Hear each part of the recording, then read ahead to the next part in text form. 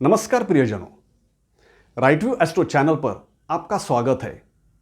ज्योतिषनुसार सर्वाधिक शुभ फलदायी देवगुरु बृहस्पति 13 अप्रैल 2022 को अपनी स्वराशि में मीन राशि में प्रवेश करने वाले हैं।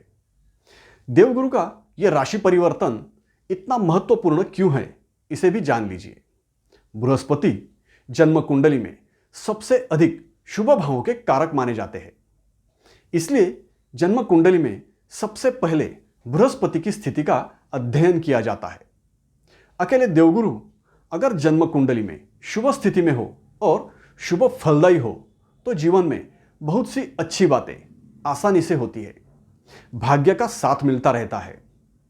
मानवीय जीवन के सबसे महत्वपूर्ण विषय जैसे धन संपत्ति, संतान, पारिवारिक सुख समृद्धि, ज्ञान, आस्था, भाग्य, सभी तरह के लाभ, आदर सम्मान, वरिष्ठ व्यक्ति, गुरुतुल्य व्यक्ति, ऐसी बातें देवगुरु बृहस्पति के नियंत्रण क्षेत्र में होती है। बृहस्पति का राशि गोचर शुभ होगा तो इन सभी विषयों में शुभ फल प्राप्त होते हैं। जीवन में उन्नति और सुख समृद्धि प्राप्त होती है। बृहस्पति का गोचर अपनी स्वराशि में रहने से देवगुरु बलवान और प्रसन्न रहेंगे। सभी के लिए शुभ फलों की वर्षा ही करेंगे तो अशुभता कम ही रहेगी। देवगुरु बृहस्पति 13 अप्रैल 2022 से लेकर 20 अप्रैल 2023 तक मीन राशि में गोचर करेंगे।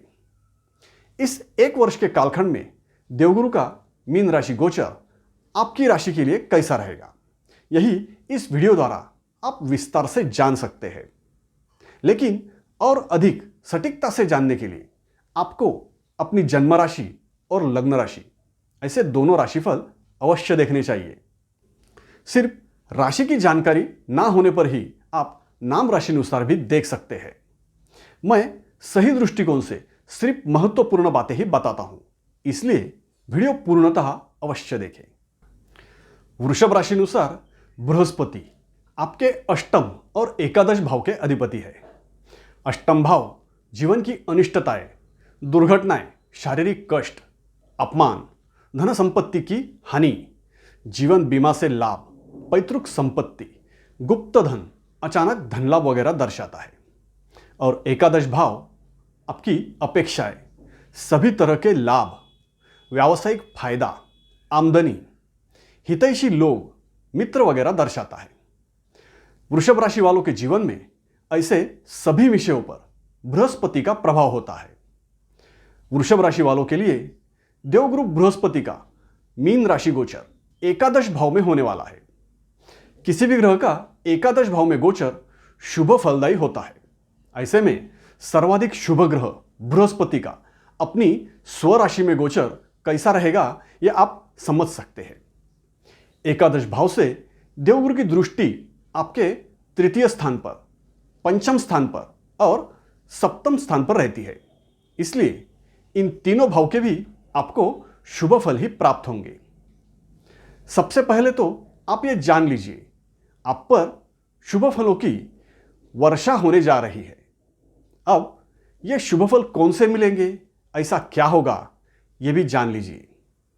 सबसे बड़ी खुशी आपके लिए यह रहेगी कि हर हाल में आपकी आमदनी बढ़ेगी। नौकरी में है तो सैलरी बढ़ेगी, व्यवसाय में है तो अब ज़्यादा प्रॉफिट होगा, आपकी पद प्रतिष्ठा बढ़ेगी, मान सम्मान मिलेगा। बड़े लोग, धनी और ज्ञानी लोगों से आपकी जान पहचान बढ़ेगी। ऐसे लोगों से आपको सहयोग प्राप्त होगा। आपके वरिष्ठों का कृपा आशीर्वाद आप पर बना रहेगा। मित्रों से सहयोग मिलेगा, अच्छे लोगों से मित्रता होगी। आर्थिक, धार्मिक और शिक्षा के क्षेत्र से आपको लाभ होगा। आपको सही राह मिलेगी, सही मार्गदर्शन होगा। आप पर ईश्वरी कृपा भी बनी रहेगी। इस तरह से आपकी लगभग सभी इच्छाएं, महत्वाकांक्षाएं पूर्ण होंगी। देवगुरु के इस गोचर काल में आप संतुष्ट रहोगे। ऐसे ही ज्योतिष शास्त्र के संदर्भ में महत्वपूर्ण जानकारी प्राप्त करने के लिए मेरे इस राइट व्यू एस्ट्रो चैनल को सब्सक्राइब करके बेल आइकन भी दबाइए। मेरे इस चैनल पर आप सही दृष्टिकोण से ज्योतिष ज्ञान प्राप्त कर सकते हो और साथ ही बिल्कुल सरल शब्दों में आसानी से सीख भी सकते हो। शुरू से अंत तक अवश्य देखिए। अगर आपको पसंद आए तो लाइक और कमेंट भी जरूर कीजिए। तृतीय स्थान पर दृष्टि रहने से भाई बहनों से आपके रिश्ते अच्छे होंगे। भाई बहनों का सुख आपको प्राप्त होगा। आपके कला कुशलताओं में वृद्धि होगी। आपकी कुशलताओं के कारण आपकी प्रशंसा होगी। आपका साहस बढ़ेगा। आपके द्वारा किए गए प्रयास सफल होंगे। यात्राएं सफल रहेंगी। लोगों के साथ आपका जुड़ाव बढ़ेगा। आपका कम्युनिकेशन अच्छा होगा। कहीं से आपको शुभ समाचार भी प्राप्त होंगे। टूर्स, ट्रैवल्स, ट्रांसपोर्टेशन, मार्केटिंग, दूरसंचार, सभी तरह की एजेंसी, मध्यस्थता, कला कुशलता, प्रचार प्रसार, ऐसे कार्यक्षेत्र से जुड़े लोगों की उन्नति होगी। अगर आप ऐसे व्यवसाय में हो तो आपके व्यवसाय में वृद्धि होगी। देवगुरु के पंचम भाव पर दृष्टि रहने से आपको संतान सुख प्राप्त होगा। संतान प्राप्ति की आपकी इच्छा पूर्ण होगी। प्रेम संबंधों में दृढ़ता होगी। रिश्ते मजबूत होंगे।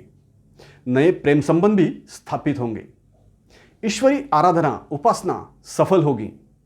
आपके मनपसंद कार्य पूर्ण होने से आपका मन प्रसन्न रहेगा। खाली समय में अपने रुचिनुसार आप खेलकूद, कला, संगीत का आनंद लोगे।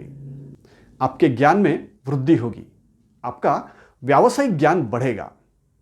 विद्यार्थियों को भी सफलता मिलेगी। राजनेता, प्रोफेशनल्स, खेलकूद, कला, संगीत, शेयर ट्रेडिंग, लॉटरी, धार्मिक पूजा पाठ, पुराण शास्त्र, ऐसे क्षेत्रों में कार्यरत रहने वाले लोगों को सफलता मिलेगी। ऐसे क्षेत्रों से बड़ा धन लाभ होगा। देवगुरु की नवम दृष्टि सप्तम भाव पर रहने से आपके दांपत्य जीवन में सुख शांति कायम होगी। अविवाहितों के विवाह संपन्न होंगे। प्रेमी जोड़े विवाह बंधन में बंधेंगे। प्रतियोगी परीक्षाओं में आपको सफलता मिलेगी। पार्टनरशिप में नया व्यवसाय शुरू करने के लिए यह समय अच्छा रहेगा। साझेदारी के व्यवसाय में भी सफलता मिलेंगी। हर तरह से अच्छे और मनपसंद प्रस्ताव आपको प्राप्त होंगे। व्यापार में अच्छे कॉन्ट्रैक्ट, बड़े टेंडर आपको मिलेंगे। किसी भी तरह के समझौते आपके पक्ष में होंगे। अगर कोई कोर्ट केस चल रहा होगा तो निर्णय आपके पक्ष में होगा। विवादों में आप विजयी होंगे। आपके विरोधी भी इस गोचरकाल में शांत ही रहेंगे या हार मान लेंगे। अगर आप वकील के प्रोफेशन में है तो आप यशस्वी होंगे। किसी उद्देश्य से होने वाली यात्राएं सफल होंगी। इस तरह से देवगुरु के इस एक वर्ष के गोचरकाल में आपका अनुभव रहेगा। अभी के लिए इतना ही। राइट टू एस्ट्रो चैनल देखते रहिए, सब्सक्राइब कीजिए, लाइक कीजिए और कमेंट भी कीजिए। धन्यवाद।